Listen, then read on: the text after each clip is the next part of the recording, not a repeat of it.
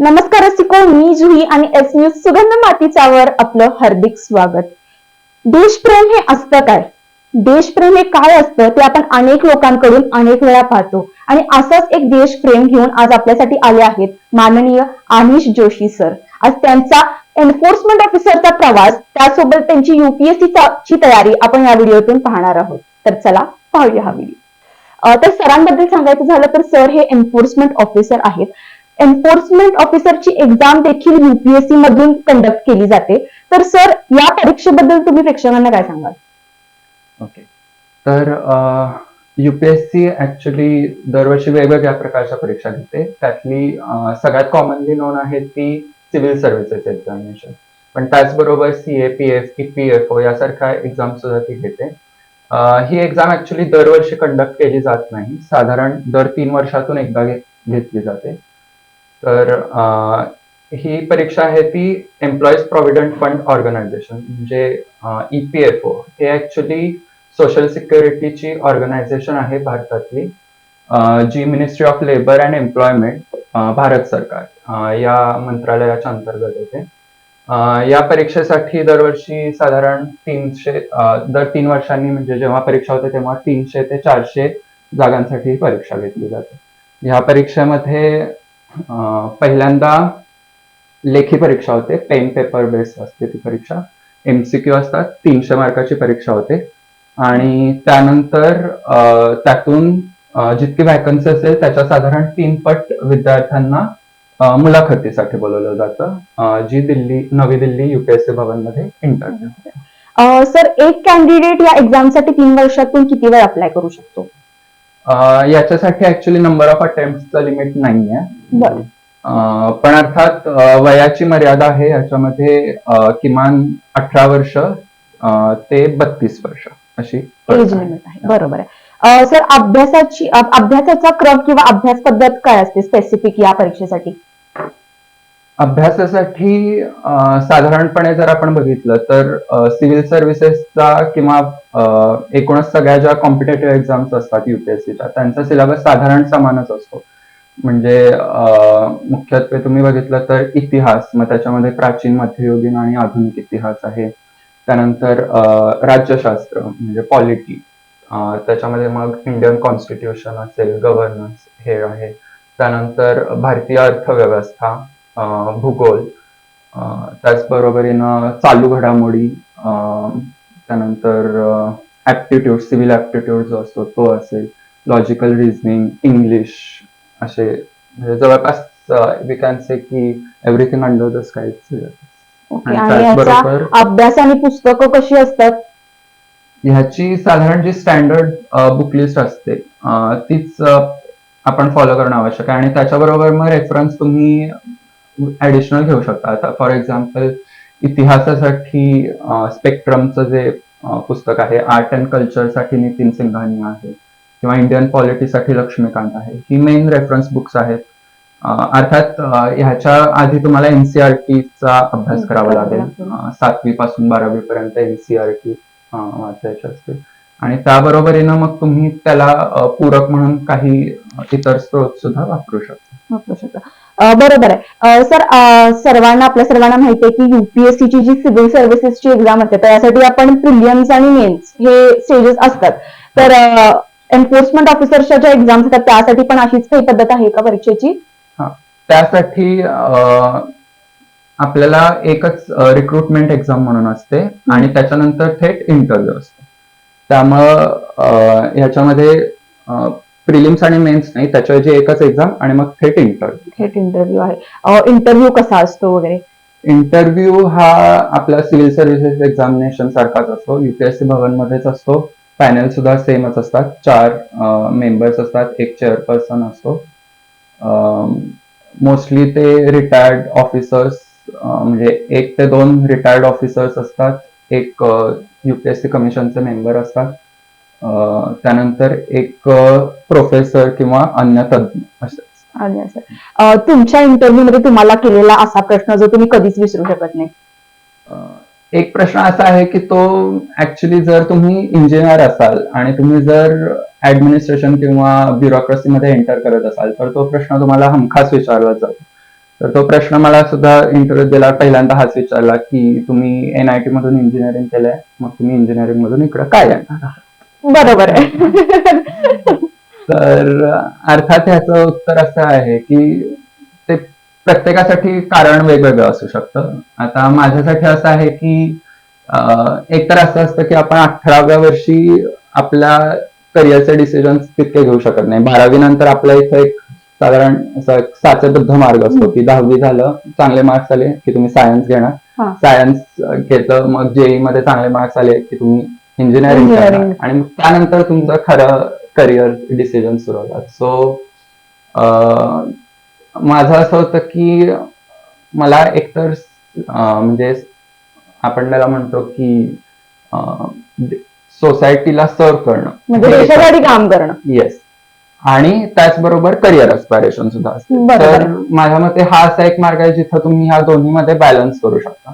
For example, तुम्हाला जर पूर्ण समाजकार्याचीच आवड असेल तर मग तुम्ही NGO का नाही जॉईन करत, असा सुद्धा प्रश्न तुम्हाला इंटरव्ह्यूला विचारणार. तर ह्यामध्ये असंच आहे की शेवटी जर तुम्हाला दोन्हीमध्ये बॅलन्स हवा असेल की career as well as your zeal to serve the society, तर मग माझ्या मते त्यासाठी government services are best option. बरोबर. सरांनी आत्ताच उल्लेख केला की त्यांनी NIT मधून इंजिनिअरिंग केलंय. IIT नंतर जे असतं ते म्हणजे NIT असतं. सर तुम्ही NIT कोणत्या कॉलेजमध्ये इंजिनिअरिंग कम्प्लीट केलं? मी NIT सुरतला होतो. बर. मेकॅनिकल इंजिनिअरिंग मधून माझं ग्रॅज्युएशन झालं. सर मला हा प्रश्न विचारायचा होता की सर तुम्ही एन्फोर्समेंट ऑफिसर हे पद निवडलं, तर युपीएससी द्वारा आपण ISA आणि IPS पण व्हायचं निवडू शकतो, लाईक सिव्हिल सर्व्हिसेसची एक्झाम क्रॅक Yes. करून. तर तुम्ही एन्फोर्समेंट ऑफिसरच का निवडलं? ऍक्च्युली तुम्ही जर बघितलं की जे आमच्या बॅचचे 2021 बॅचचे जे काही एन्फोर्समेंट ऑफिसर्स आहेत, सर्व जण तेव्हा सुद्धा आणि अजूनही सिव्हिल सर्व्हिसेसची प्रिपरेशन सायमल्टेनियसली करतच आहेत. हा आमचा प्लॅन बी होता, कारण की तुम्ही सिव्हिल सर्व्हिसेस एक्झामिनेशन खूपच कॉम्पिटेटिव्ह, म्हणजे तसं म्हटलं तर सगळ्याच एक्झाम खूप कॉम्पिटेटिव्ह आहेत. तिथं तुम्हाला थोडंफार म्हणजे आय वुड से की लकचा सुद्धा एक थोडाफार पार्ट असू शकतो. तर त्या इतक्या अनसर्टनिटी असताना तुमचा एक प्लॅन बी असणं आवश्यक आहे. बरं. अन्यथा तुम्ही 6 अटेम्प्ट तुमचे संपल्यानंतर तुमच्या हाती काहीच राहू काहीच शकत. राहत नाही. राईट. त्यामुळं माझं असं म्हणजे जे काही उमेदवार प्रिपरेशन करत आहेत त्यांना माझा हाच सल्ला आहे की तुम्ही सिव्हिल सर्व्हिसेसची प्रिपरेशन करत असतानाच त्याच्यासारखा सिमिलर सिलेबस असणाऱ्या UPSCच्या दुसऱ्या परीक्षांना सुद्धा प्रयत्न करत राहा.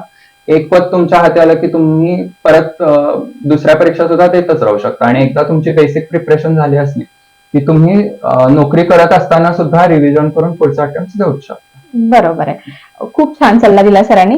सर आपण 2021 साली आपली एन्फोर्समेंट एक्झाम क्रॅक केली आहे. सरांचा ऑल इंडिया रँक 25 आहे सर, त्याबद्दल तुमचे हार्दिक अभिनंदन. सर तर एकूण किती स्टुडंट्सनी तेव्हा परीक्षेसाठी अप्लाय केलं होतं? तो जो RTI केलेला होता कोणीतरी, तर त्यानुसार 9.83 लाख कॅन्डिडेट्सनी अप्लाय केलं होतं देशभरातून. त्यापैकी साधारण 1300 विद्यार्थ्यांची इंटरव्ह्यू साठी निवड झाली. झाली आणि त्यातून 420 जणांची फायनल सिलेक्शन. 9.3 लाख लोकांनी अप्लाय केलं होतं Yes. आणि त्यात तुमचा ऑल इंडिया रँक 25 होता. 26 होता. ओ वाव, म्हणजे लाईक त्यासाठी क्लॅप्स. या सर, तर आता पुढच्या प्रश्नाकडे येऊया की अटेम्प्ट क्लिअर झाला, तुम्ही रिझल्ट पाहिला असाल, घरातल्यांची काय रिएक्शन होती? ऍक्च्युली रिझल्ट येणार असं त्या दिवशी वाटतच होतं, कारण साधारणपणे UPSC इंटरव्ह्यूज कम्प्लीट झाल्यानंतर 2 आठवड्यात रिझल्ट जाहीर करतं आणि साधारण तो शुक्रवारी संध्याकाळी 4-5च्या दरम्यान असतो. सो मी तर हातात टॅबलेट घेऊनच बसलेलो, सारखं रिफ्रेश करत होतो वेबसाईट, आणि रिझल्ट आला, मी लगेच डाउनलोड केला. पहिल्या पानावरती काय माझं नाव नव्हतं, पहिल्या पानावर पहिले 25 जण होते, बरोबर. आणि दुसरं पेज PDF ओपन केलं तर सगळ्यात वरती माझंच नाव होतं. बरोबर. सो सगळेच जण मग त्यानंतर खूप खुश होतो, कारण खूप मोठी प्रोसेस होती ही पण परीक्षा, कारण आधी होणार होती 2020 साली, पण त्यावेळी कोविडची लाट आली, त्यामुळे ती परीक्षा पुढे ढकलण्यात आली 1 वर्षाने. तर त्यामुळे ती खूप लॉंग एक प्रोसेस होती, त्याच्यासाठी खूप अभ्यास पण केलेला, त्यामुळं खूप होप्स पण होता, इंटरव्ह्यू पण चांगला केलेला. त्यामुळे एक असं होतं की होईल सिलेक्शन, पण रँक किती येईल, कारण शेवटी तुमच्या रँकवर तुम्हाला पुढं कोणतं कॅडर मिळणार म्हणजे कोणता स्टेट मिळणार हे पण आहे. मग जर तुम्हाला तुमच्या आवडीचा म्हणजे अर्थात प्रत्येकाला होम स्टेटच हवा असतो, होमस्टेट हवा असतो. तर तुम्हाला वरचा रँक लागतो आणि पुढचं जे तुमचं प्रमोशन असतं ते सुद्धा तुमच्या रँकवर डिपेंड असतं. बरोबर आहे. आणि ही तुमची एक्झाम जी तुम्ही क्लिअर केली फर्स्ट अटेम्प्ट मध्ये क्लिअर झाली का? हो, फर्स्ट. फर्स्ट अटेम्प्ट मध्ये सरांनी 26 ऑल इंडिया रँक केलाय. खूपच भारी सर. त्यानंतर सर मला विचारायचं की सरांचं सध्याचं पोस्टिंग औरंगाबाद मध्ये आहे, बरोबर आहे? बरोबर आहे. तर सर औरंगाबाद मध्ये काम करायचा अनुभव कसा आहे? औरंगाबाद ऍक्च्युली त्याचं ज्युरिस्टिक्शन वास्ट आहे, कारण 6 जिल्हे येतात मराठवाड्याचे त्याच्या अंतर्गत. आणि असं एक आपल्या मनात पिक्चर असतं की सरकारी जॉबमध्ये काही काम नसतं, तर ते पूर्णतः उलट आहे असं मी म्हणेन. किमान केंद्र सरकारच्या ह्याच्यात तरी असं आहे असं मला वाटतं. राज्य शासनाचा काही मला अनुभव नाही. तर तिथं काम खूप असतं, पण एक प्रकारचं सॅटिस्फॅक्शन सुद्धा आहे. इथं तुम्हाला ऍक्च्युली, कारण ही जगातली सगळ्यात मोठी सामाजिक सुरक्षा प्रदान करणारी इन्स्टिट्यूट आहे EPFO ही. ह्याच्या अंतर्गत साधारण 7 कोटी लोक हे करतात. नोकरदार जो वर्ग आहे त्यांचं कॉन्ट्रीब्युशन येतं. 25 कोटीच्या आसपास याचा सबस्क्रायबर बेस आहे. तर त्यामुळे तुम्हाला वेगवेगळ्या प्रकारचे लोक भेटायला मिळतील आयुष्यामध्ये. आता सध्या तरी माझा ट्रेनिंग पिरियडच सुरू आहे, तर यामध्ये सुद्धा मला वेगवेगळ्या प्रकारचे लोक दिसले. माझ्या कामाचं स्वरूप सुद्धा, तुमचं जे मेन काम आहे त्याच्या व्यतिरिक्त तुमच्याकडे ऍडिशनल चार्जेस असतात. जसं की माझ्याकडे RTI आहे, ग्रीव्हान्सेस आहे. तर त्यामध्ये सुद्धा बरंच काही शिकायला मिळतं. जेव्हा आपण टेबलच्या त्या साईडला असतो आणि या साईडला असतो, बरोबर आहे, आपलं पर्स्पेक्टिव्ह सुद्धा बरंच बदलतं, बॅलन्सिंग होतं तुमचं, वायडर पर्स्पेक्टिव्ह होतं तुमचं. तर असा चांगला अनुभव आहे एकूणच, म्हणजे रोज काही ना काही नवीन शिकायला. बरोबर आहे. सर एन्फोर्समेंट ऑफिसर मध्ये नेमकं जॉब प्रोफाईल जर मी विचारायला गेली की काम काय असतं, ट्रेनिंग कसं दिलं जातं, तर तुम्ही त्याबद्दल काय सांगाल? ओके. सो EPFOची जी ट्रेनिंग पॉलिसी आहे लेटेस्ट 2022 ची, त्यानुसार एन्फोर्समेंट ऑफिसरसाठी 6 महिन्याचं ट्रेनिंग असतं. त्याच्यापैकी 3 महिने ऑन जॉब ट्रेनिंग आहे आणि 3 महिने वेगवेगळ्या इन्स्टिट्यूट्स मध्ये असतात, ज्यामध्ये EPFOचे स्वतःचे इन्स्टिट्यूट्स आहेत. त्यानंतर नॅशनल लॉ युनिव्हर्सिटीज आहेत, त्यांच्याशी त्यांचा टायअप आहे. त्यानंतर कॅग ॲफिलिएटेड ज्या इन्स्टिट्यूट्स आहेत तिथं आहे. नॅशनल डेटा सेंटर वगैरे अशा वेगवेगळ्या ठिकाणी ट्रेनिंग होतं. आणि जॉब प्रोफाईलच्या संदर्भात तर ह्या पोस्टचं नावच आहे एन्फोर्समेंट ऑफिसर / अकाउंट्स ऑफिसर. तर ह्याच्यात फरक इतकाच आहे की जर तुम्ही ऑफिसमध्ये बसून डेस्क जॉब करत असाल तर तुम्ही अकाउंट्स ऑफिसर आहात, आणि जर तुम्ही फील्डमध्ये काम करत असाल तर तुम्ही एन्फोर्समेंट ऑफिसर आहात. तर सध्या सुरुवातीचे 1 ते 2 वर्ष आम्ही अकाउंट्स ऑफिसर म्हणूनच आहोत. तर मुख्यत्वे कामामध्ये आमच्या येतं की वेगवेगळ्या प्रकारचे जे क्लेम्स असतात त्यांचं अप्रुव्हल करणं, जसं की पेन्शन असेल, provident fund withdrawal, final settlement वगैरे हे आहे. त्याचबरोबरीनं मी जसं म्हटलं की RTIच्या संदर्भात असिस्टंट पब्लिक इन्फॉर्मेशन ऑफिसर सुद्धा आहे मी. सो त्यामध्ये जे RTI ऍप्लिकेशन्स येतात त्याच्या संदर्भात ग्रीव्हान्सेस किंवा कस्टमर सर्व्हिस डिव्हिजन आहे, तर त्याच्यामध्ये लोकांचे जे ग्रीव्हान्सेस येतात त्यांना हँडल करणं असेल. त्याचबरोबर डॅमेजेस रिकव्हरी, म्हणजे ज्या एस्टॅब्लिशमेंट्सनी कॉन्ट्रीब्युशन केलं नाहीये तर त्यांच्याकडनं रिकव्हरी करणं असेल, त्याचं हिअरिंग वगैरे ह्या संदर्भात अशा म्हणजे थोडक्यात खूप वाईल्ड अशा रिस्पॉन्सिबिलिटीज आहेत. बरोबर आहे. प्रत्येक वर्षी अनेक युवक आणि युवती UPSC साठी अप्लाय करतात, अटेम्प्ट देतात, काय काय क्लिअर होतात, काय काय फेल होतात, काय काय परत अपियर करतात या अपेक्षेने की नेक्स्ट टाइम क्लिअर करू. अभ्यास प्रचंड असतो, कष्ट प्रत्येकाने केलेले असतात. तर जे स्ट्रगल करतायत क्लिअर करायला किंवा ज्यांची क्लिअर नाही झालेली कोणत्याही अटेम्प्ट मध्ये, अशा स्टुडंट्सना आपण काय सांगणार आहात? बघा, फेल्युअर तर प्रत्येकालाच येणार. सिव्हिल सर्व्हिसेस एक्झामिनेशन मध्ये सुद्धा माझी प्रिलिम्स तर दरवेळी झाले क्लिअर, पण मेन्स नव्हती होत क्लिअर. तर फेल्युअर सगळीकडेच येणार, पण अर्थात म्हणून सुरुवात करतानाच तुम्ही हे लक्षात घेतलं पाहिजे की ही काही 2020 नाहीये, हा कसोटी सामना आहे. तर ह्याच्यामध्ये तुम्ही म्हणजे 2 ते 3 वर्ष सतत अभ्यास करायचाच आहे आपल्याला. अशाच मानसिक तयारीनं या. पहिलं अपयश आहे त्यातनंच तुम्हाला पुढे शिकायला मिळणार आहे. त्यात काय ज्या चुका झाल्या असतील त्या तुम्ही रेक्टिफाय करा. चुका शोधणं फार महत्वाचं आहे की नेमकं कोणत्या सब्जेक्ट्स मध्ये मला कमी मार्क्स आले किंवा नेमका कोणते सब्जेक्ट्स माझे वीक आहेत, कोणते स्ट्रॉंग पॉइंट्स आहेत, म्हणजे आपलं स्वॉट अनालिसिस असतं ते करा. आणि सोर्सेस तुमचे फार वास्ट ठेवू नका. म्हणजे instead of reading 10 different books तुम्ही एकच बुक 10 वेळा वाचा. तर कारण शेवटी तुम्हाला इथं कॉन्सेप्च्युअल क्लॅरिटी जी आहे ती जास्त महत्त्वाची. आणि प्रत्येक वेळा आपण एक बुक वाचतो तेव्हा आपल्याला प्रत्येक एक नवीन कॉन्सेप्ट क्लिअर होत जातो. बरोबर, एक नवीन दृष्टिकोनातून आपण त्या कॉन्सेप्ट बघतो. बरोबर आहे सर. तुम्ही मेन्शन केलं की तुम्हाला देशासाठी काम करायला प्रचंड आवडतं. तर देशासाठी काम करणं म्हणजे नेमकं असतं काय, हे प्लीज आपण प्रेक्षकांना सांगावं. तर बघा, देश म्हणजे शेवटी लोकांनी बनलेला समूहच आहे. म्हणजे नेशनची डेफिनेशनच ही आहे की group of people who have similar aspirations. तर शेवटी लोकांसाठी काम करायचं. कारण यामध्ये बघा, आता ही सोशल सिक्युरिटी ऑर्गनायझेशन आहे. याच्यामध्ये मुख्यत्वे तुम्हाला जे लो वेज अर्निंग जे आपले फॅक्टरीतले किंवा बाकीचे जे काही कॅज्युअल लेबर्स आहेत, तर ह्यांच्यासाठी तुम्ही सामाजिक सुरक्षा प्रदान करता. तर इथं तुम्हाला एक प्रकारचं म्हणजे जॉब सॅटिस्फॅक्शन जे म्हणतो ते मिळतं शेवटी. कारण असं आहे की आयुष्यात तुम्हाला 1/3 लाईफ आपलं तुम्ही जर बघितलं तर आपल्या वर्क प्लेसच्या ठिकाणी जातं. तर तिथं जर तुम्हाला सॅटिस्फॅक्शन नसेल मिळत तर इट्स व्हेरी अनफॉर्च्युनेट. मग तुम्हाला म्हणून दुसरा करिअर म्हणजे करिअर निवडताना आपण ह्या सगळ्या गोष्टींचा विचार केला पाहिजे की तुमच्या ज्या काही पर्सनल ऍस्पायरेशन्स असतील, तुमचे जी काही आवड असेल, ह्या सगळ्या गोष्टींचा तुम्ही सारासार विचार केला पाहिजे. तर तसा विचार करूनच मी ठरवलं की मला पब्लिक सर्व्हिसेस मध्ये यायचं. सर, आपली यामागची इन्स्पिरेशन कोण आहे? तर ऍक्च्युली तसं म्हटलं तर आमच्या घरी म्हणजे ब्युरोक्रेसीमध्ये ऍज सच कोणीच नाही गेले आजपर्यंत. तर तसा मला फर्स्ट हँड काही मी बघितलं नाही कोणाच्या. पण एकदा आमच्या शेजारी राहायला कोल्हापूर महानगरपालिकेचे उपायुक्त आले होते आमच्या शेजारच्याच फ्लॅटमध्ये. सो त्यांच्याशी डिस्कस करताना मला इंजिनिअरिंगच्या वेळी मी सुट्टीला आलेलो घरी, तेव्हा मला जाणवलं की कारण मी ऍक्च्युली इकडे येण्यापूर्वी इंजिनिअरिंग मध्ये सुद्धा इंटर्नशिप केलेली होती. मी IIM बँगलोरमध्ये सुद्धा 2 महिने समर इंटर्नशिप केलेली. म्हणजे मी बघत होतो की मला MBA करून काय करता येईल का, पण मला त्यात सुद्धा विशेष रस वाटला नाही. म्हणून मग मी ह्या करिअर ऑप्शन बद्दल बघितलं.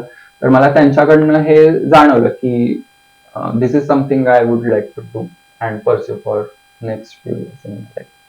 सो मला त्यांच्याकडनं प्रेरणा मिळाली.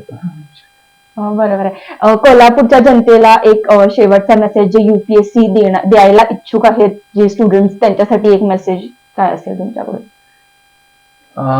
तर बघा, UPSC असं आपल्याला वाटतं की नवी दिल्लीतून ती परीक्षा घेतली जाते, आपल्यासाठी खूप दूर आहे. पण आता दिल्ली काही फार लांब नाही. आपल्या इथनं तर डायरेक्ट फ्लाईट पण आहे दिल्लीला.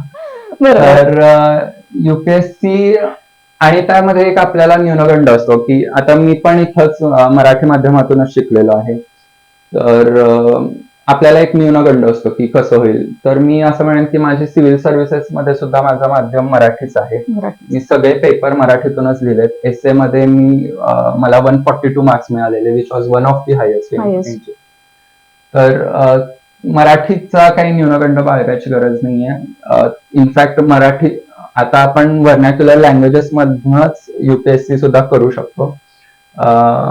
आणि कोल्हापूरचे तर आपल्याला बरेच ब्युरोक्रेसीमध्ये मोठी मोठी नामवंत आहेत. तर तुम्ही सुद्धा निश्चितच करू शकता फ्रेंड्स. बरोबर आहे. धन्यवाद. आणि सर, तुम्ही तुमचा मूल्यवान वेळ आम्हाला दिला, एस न्यूजला दिला, आणि आपण इथे आलो त्याबद्दल आपला धन्यवाद. Thank you. It was all my pleasure. मला खूप आनंद वाटला. म्हणजे कोल्हापूरच्या उमेदवारांना सुद्धा यातून काहीतरी हाती लागेल असं मला वाटतं. आणि निश्चित. नक्की नक्की सर्व स्टुडंट्स जे UPSC चे हा व्हिडिओ बघतील त्यांना नक्कीच खूप काही शिकायला मिळेल आणि प्रोत्साहन देखील मिळेल. आपण पुन्हा एकदा भेटूयात अशाच एका एपिसोड सोबत. आपल्या युट्यूबच्या चॅनलला एस न्यूजला सबस्क्राईब करायचं आहे. त्याचसोबत आपण फेसबुक आणि इंस्टाग्रामवर देखील अवेलेबल आहे. धन्यवाद.